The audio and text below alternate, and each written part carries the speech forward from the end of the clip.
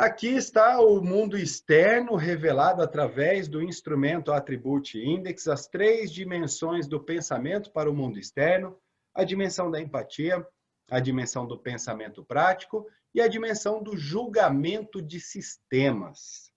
Lembrando que a dimensão da empatia é a dimensão intrínseca do mundo externo, então ela é a dimensão que realmente está relacionada com a conexão, com o entendimento, com a valorização da essência, do sentimento das pessoas, do indivíduo como um ser único na sua própria existência, não como uma parte funcional do mundo, nem como uma parte integrante de um sistema, mas sim cada ser, cada pessoa, como realmente um indivíduo único na sua essência.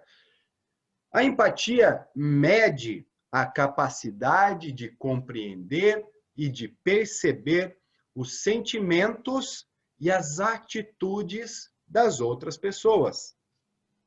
Mede a capacidade que nós temos de, desta forma, entendendo e compreendendo, percebendo as atitudes e sentimentos dos outros, nós conseguirmos nos colocar no lugar dos outros e de igualmente visualizar, perceber, julgar, analisar e entender uma situação por esta perspectiva, pela perspectiva do outro.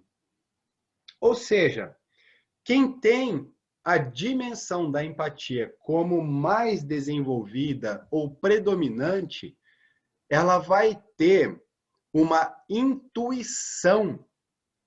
E aqui, lembra que a gente comentou na semana passada que é algo intuitivo. E quando eu trago intuitivo, é aqui que a gente fala do inconsciente. Porque a pessoa, ela consegue ter como se fosse um sexto sentido para perceber como é que está o humor da outra pessoa, para realmente sentir o mesmo que a outra pessoa sente.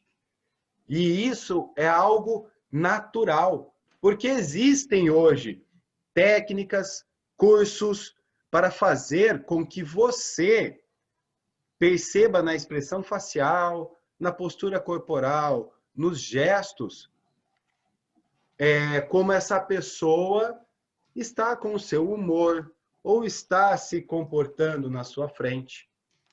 Só que quem tem a barra da empatia bem desenvolvida não precisa fazer curso, não precisa aprender técnicas, não precisa olhar a mímica facial para entender o outro.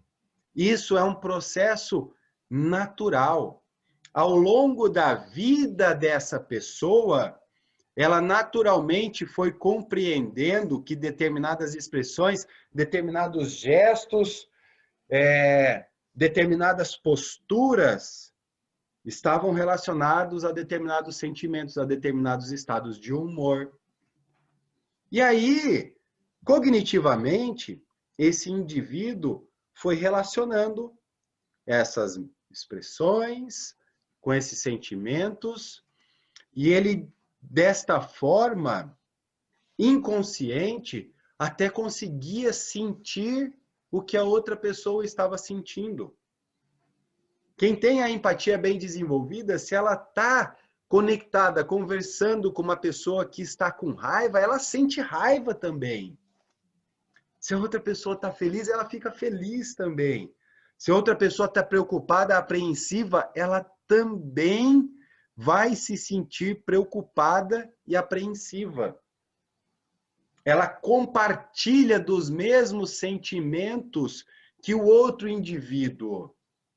E isso é natural e inconsciente, como se fosse o seu sentido. Só de ver a pessoa andando, passando na frente dela, a forma de caminhar, a postura, ela percebe se essa pessoa está bem ou não. Está feliz, triste, preocupada, estressada, angustiada, consegue perceber, identificar e compreender o outro. De uma forma, a gente fala inconsciente, mas é algo realmente que está nas conexões cerebrais dela. Conseguiram entender o conceito de empatia? Isso ficou claro para vocês? E aí, dessa forma, essa pessoa, a pessoa que tem a empatia mais bem desenvolvida, ela vai entender muito melhor as pessoas. Ela vai conseguir se colocar na mesma situação que a outra pessoa para entender qual é a necessidade dela, para entender o que vai motivar os indivíduos ou essa pessoa. Puxa vida, tem alguém aqui, deixa eu ver aqui. Tem alguém querendo entrar, eu não conseguia, mas agora eu consegui fazer. E vai conseguir, dessa forma, se conectar de uma forma natural com os indivíduos. E quando essa pessoa precisa tomar uma decisão, ela vai se colocar no lugar das pessoas envolvidas nesse processo de decisão e vai se decidir com base nessa perspectiva. Quando eu me decidir qual vai ser o impacto dessa decisão na vida dessas pessoas, como as pessoas vão se sentir, o que essa minha decisão, essa minha atitude, essa minha ação vai trazer para as outras pessoas, vai ser bom ou vai ser ruim? Isso não quer dizer que ela sempre vai optar pelo que vai ser bom. A ferramenta não julga. Muitas vezes, se a pessoa tem empatia bem desenvolvida e ela quer fazer o mal, ela vai saber muito bem como fazer o indivíduo se sentir mal. Mas a ferramenta não julga. O que a empatia traz é uma clareza de saber como as decisões impactam individualmente em cada pessoa.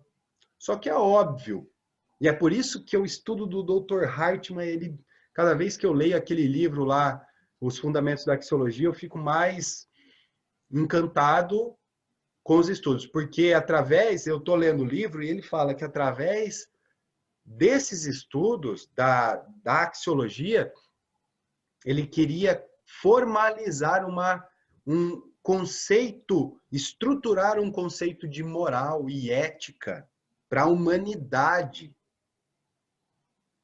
Porque dessa forma fica claro de saber quais pessoas têm determinadas tendências.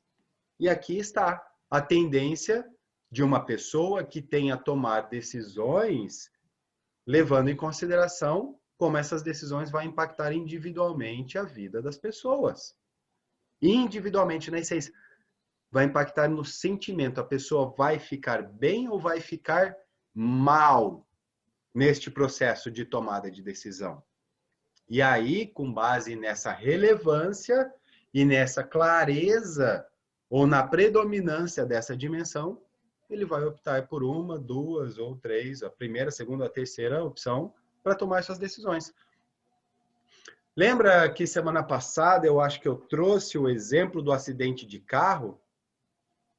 Então, a pessoa que tem empatia alta vai ser aquela que não vai estar nem um pouco preocupada se o indivíduo está certo ou está errado no acidente de trânsito, se o carro dele foi o mais destruído ou menos destruído, se ele vai ter prejuízo ou não. Vai lá e vai chegar nas duas pessoas igualmente e vai querer saber como essas pessoas estão, como ela pode ajudar essas pessoas a se sentirem bem, vai querer contemplar essas pessoas. Olha, eu posso ligar para alguém, a decisão de ligar, de ajudar, ou a decisão do que ela vai fazer está pautada nos indivíduos envolvidos nesse acidente.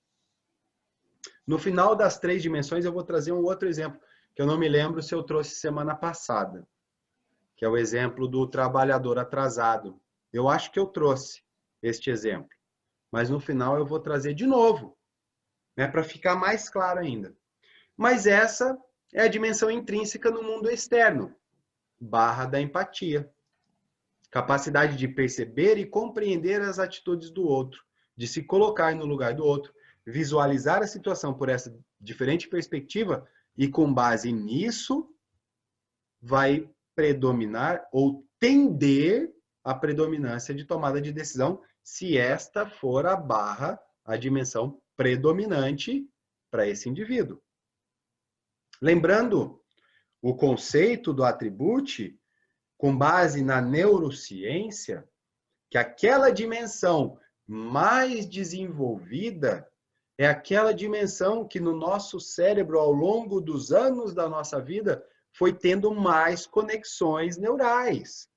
Ou seja, se eu tenho a barra da empatia mais desenvolvida, é porque ao longo da minha vida eu fiz mais conexões no meu cérebro para identificar e entender as pessoas, os sentimentos, as atitudes, de conseguir realmente valorizar o indivíduo como um ser único.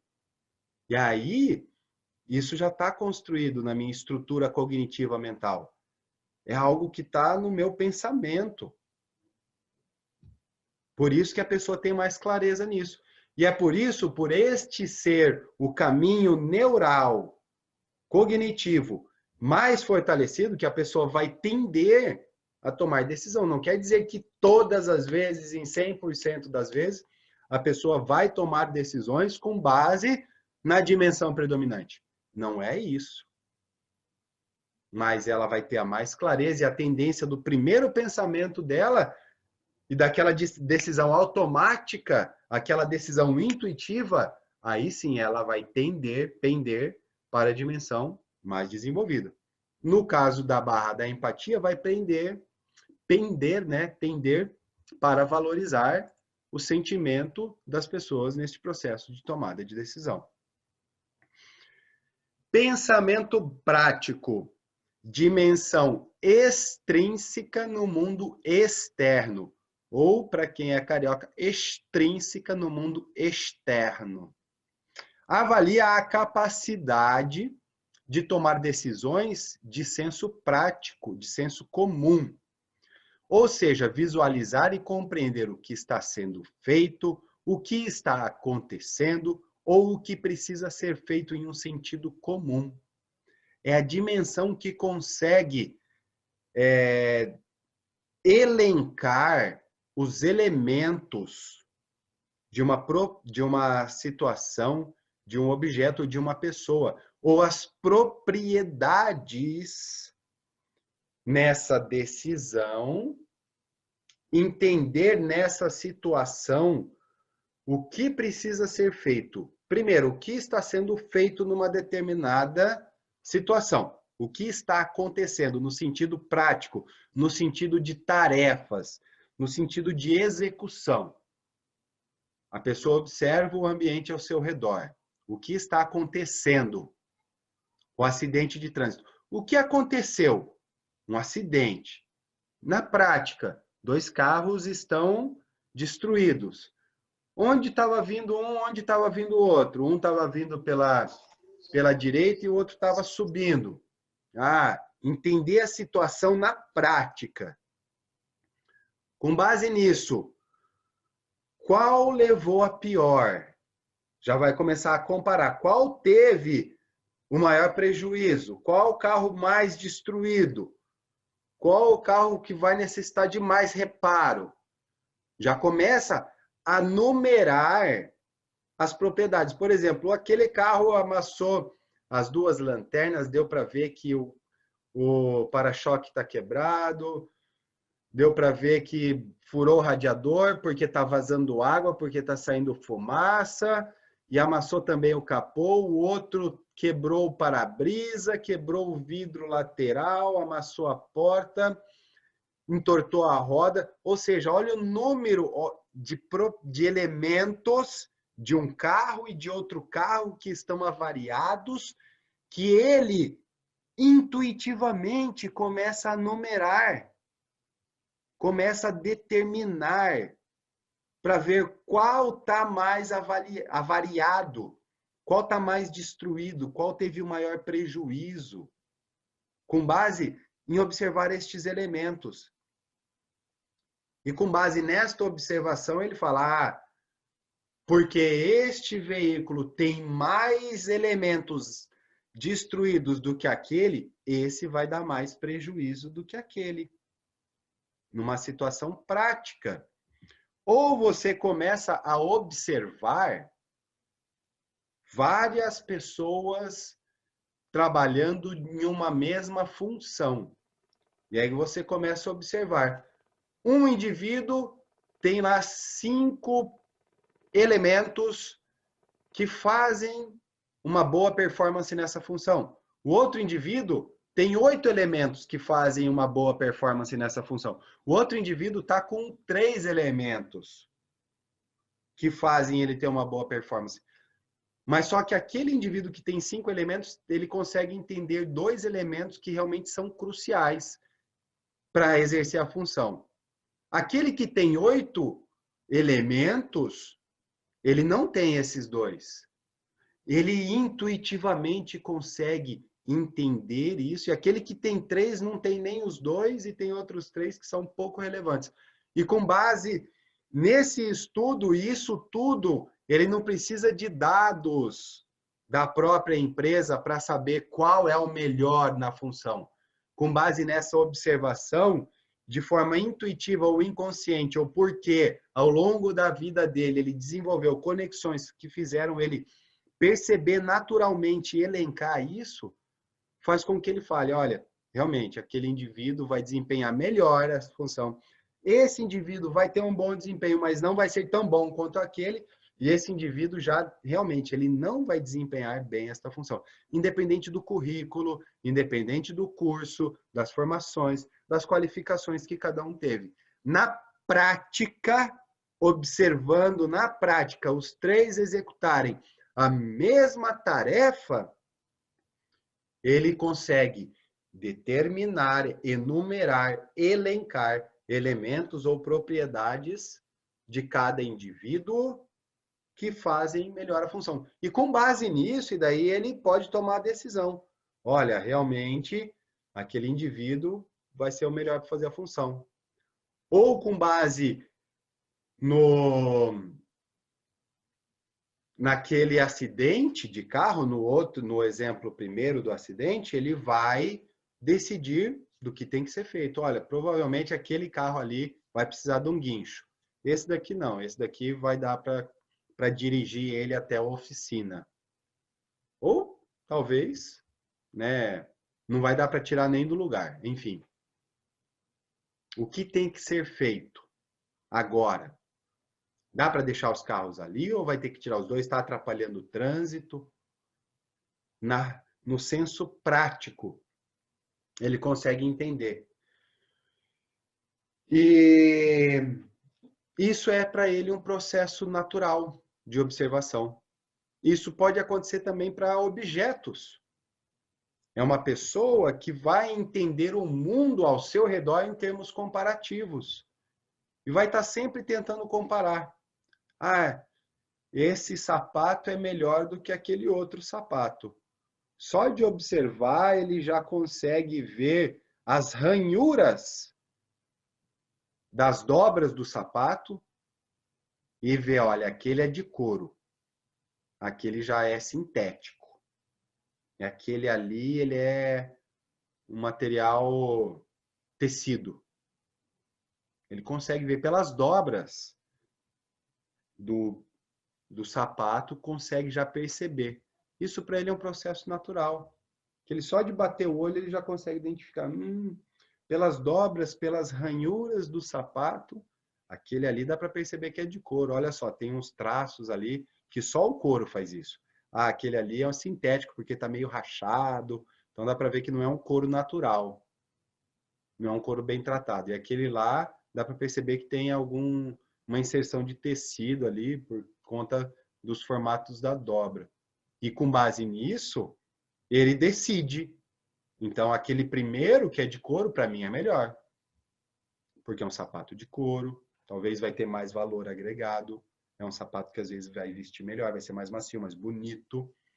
E ele vai decidir sempre em termos comparativos, um com o outro, no sentido comum. E ficou claro isso daí, pessoal? Ok? Depois eu vou abrir para debates, trazer mais um exemplo, tá? E o julgamento de sistemas. A dimensão sistêmica do mundo externo. Revela a clareza em compreender o panorama dentro de um sistema externo vigente, de pessoas, de atividades e conceitos com os quais se convive.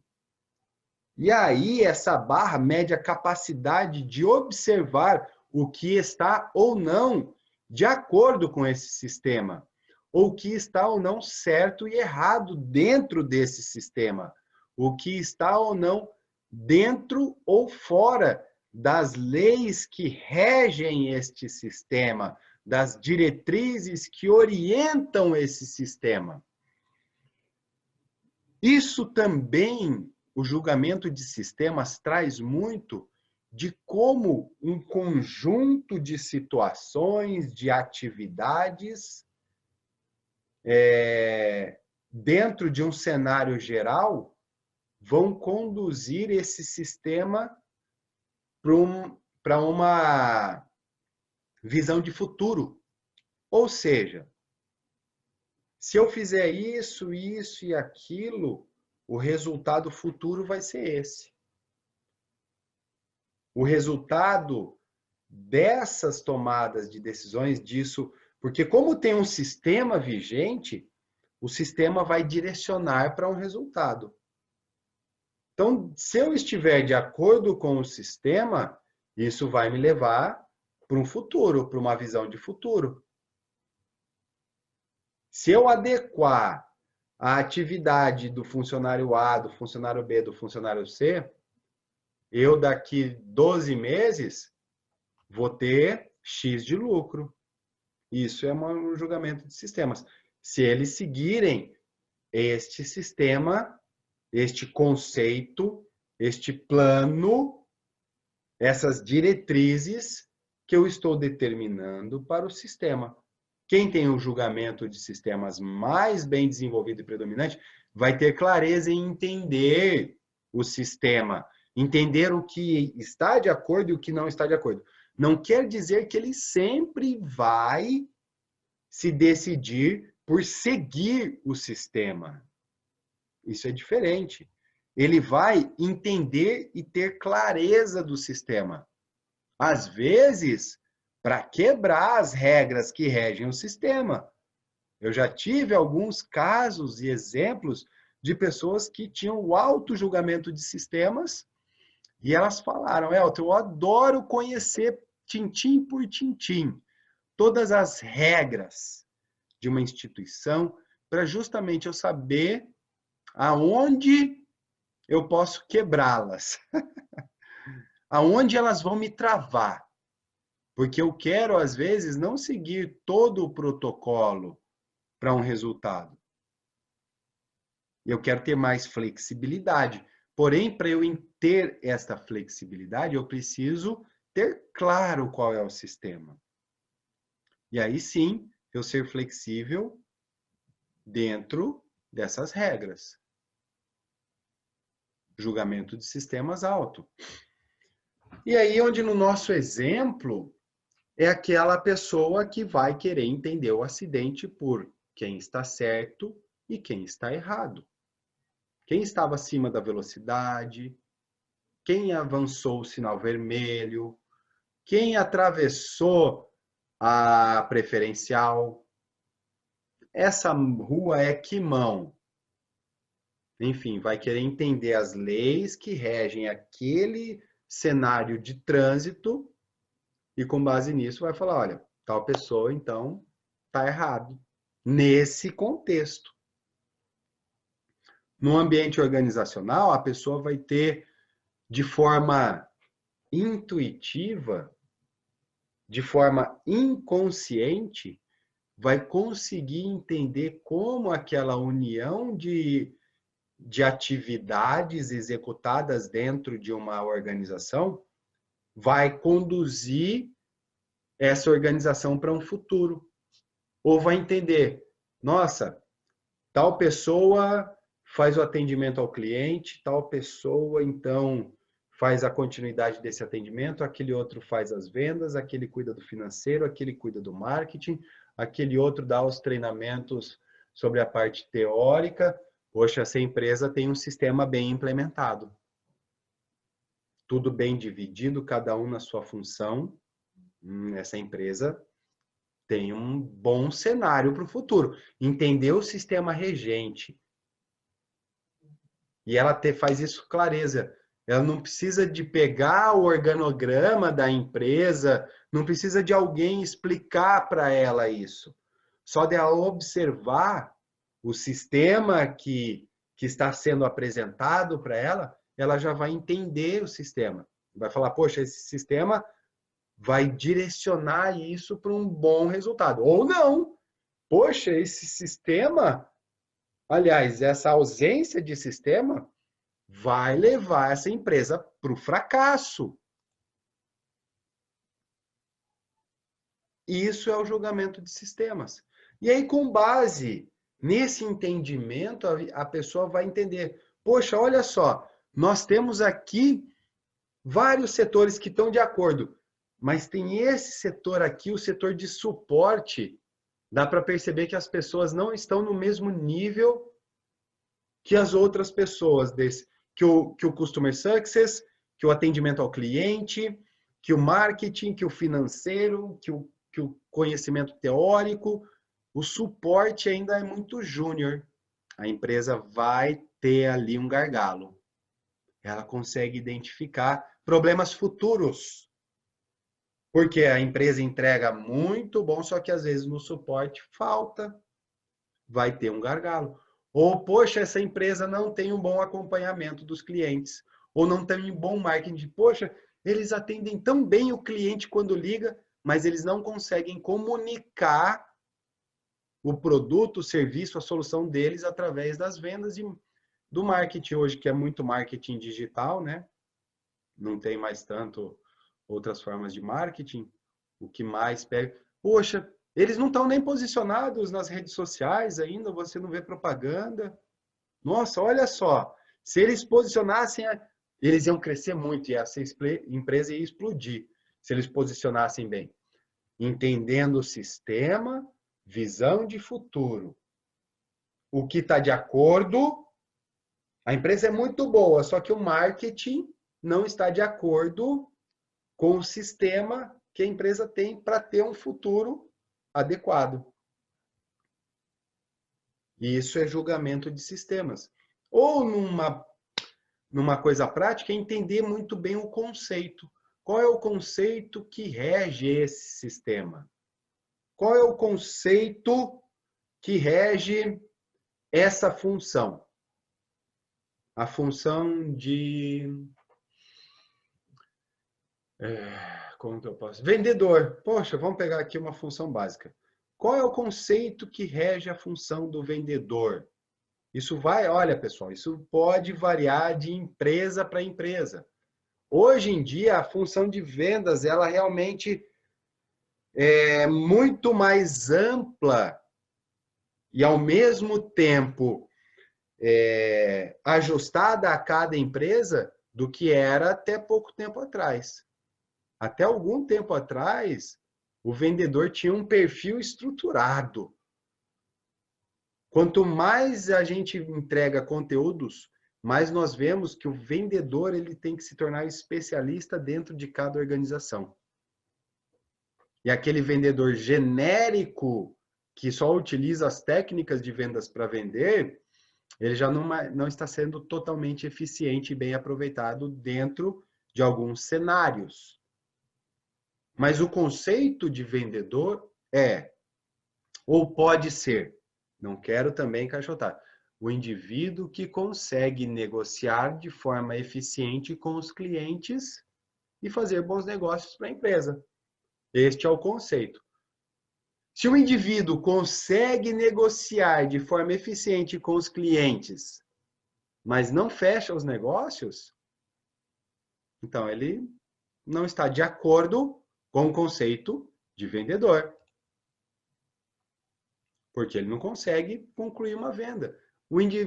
O cliente fica encantado, mas a pessoa não consegue fechar negócio.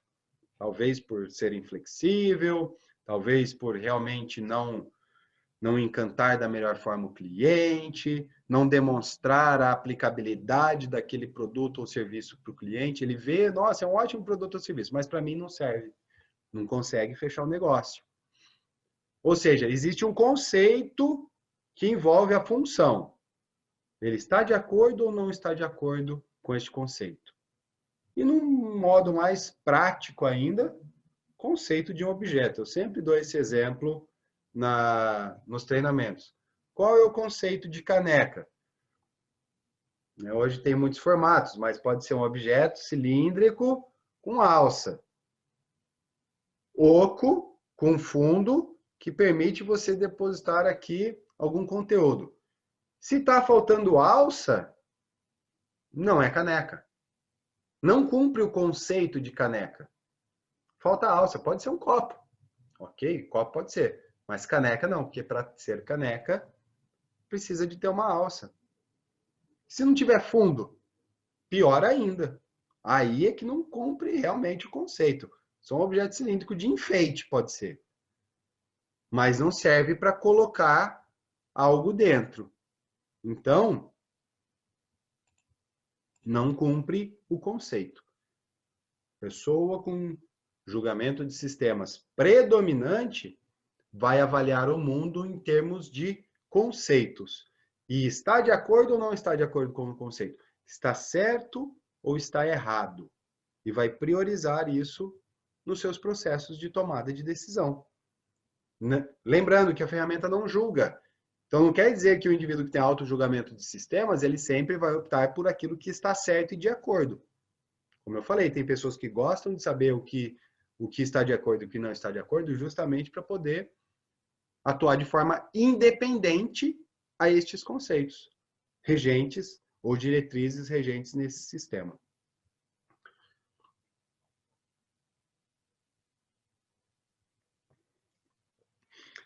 Trazendo mais um exemplo para vocês, um exemplo que eu gosto muito, que é do colaborador que chega atrasado. Eu acredito que eu trouxe esse exemplo na semana passada. A pessoa que tem o empático mais bem desenvolvido vai se colocar no lugar daquele trabalhador. Eu trouxe o contexto, né? Deixa eu novamente relembrar. Trabalhador nunca chega atrasado. Sempre cumpre com as diretrizes da empresa. E acordou um dia, seu filho com febre, e ele medicou o filho, esperou a febre abaixar para ir para o trabalho. A regra na empresa é, se você chegar depois de 15 minutos de atraso, você tem que levar uma advertência por escrito. Esse trabalhador chegou 30 minutos atrasado. Porém, ele teve uma situação. A pessoa que tem a empatia predominante vai tender, e isso não quer dizer que ela vai se decidir por isso, mas a tendência é que ela se conecte com esse indivíduo, que ela se coloque no lugar desse indivíduo. E perceba, poxa, se eu der uma advertência para ele, talvez eu vou ser injusto. E se eu tivesse no lugar dele, eu não ia querer tomar uma advertência porque eu estava esperando abaixar a febre do meu filho. A pessoa vai se colocar no lugar da outra e vai tomar a decisão com base nisso. Então deixa, tá bom, não vou te dar advertência hoje. Vai e segue o jogo. Vai trabalhar. Pensamento prático.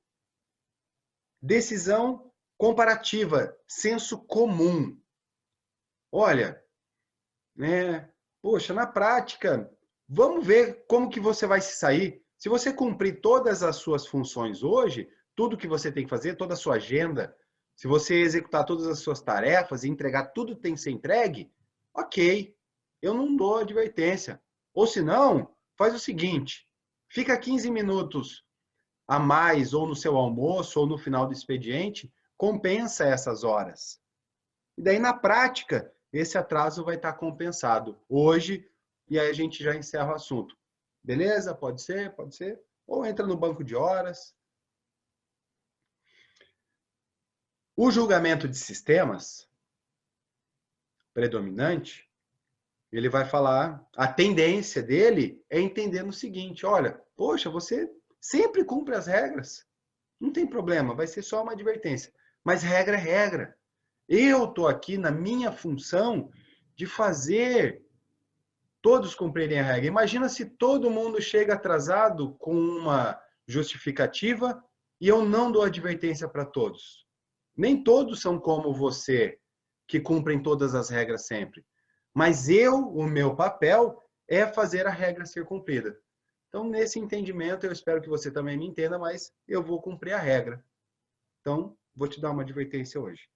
A tendência de quem tem a preferência pelo julgamento de sistemas é fazer com que as coisas estejam dentro da diretriz. Essa é uma tendência, pessoal. E isso ele vai fazer sem peso na consciência. Por quê? Porque ele entende que é assim. Ele entende que se fosse ele ia aceitar também ser penalizado. Porque regra é regra para a própria vida dele também. Então é assim que ele entende o mundo. O mundo externo, o mundo ao meu redor. Se as regras que regem o sistema são essas, e eu não estou de acordo com as regras, ok. Eu estou errado. Assumo, entendo e fim de papo. Se eu tenho que ser penalizado, vou ser. E se o trabalhador, esse que chegou atrasado, também tiver o julgamento de sistemas alto, ele vai entender dessa forma também. E não vai questionar.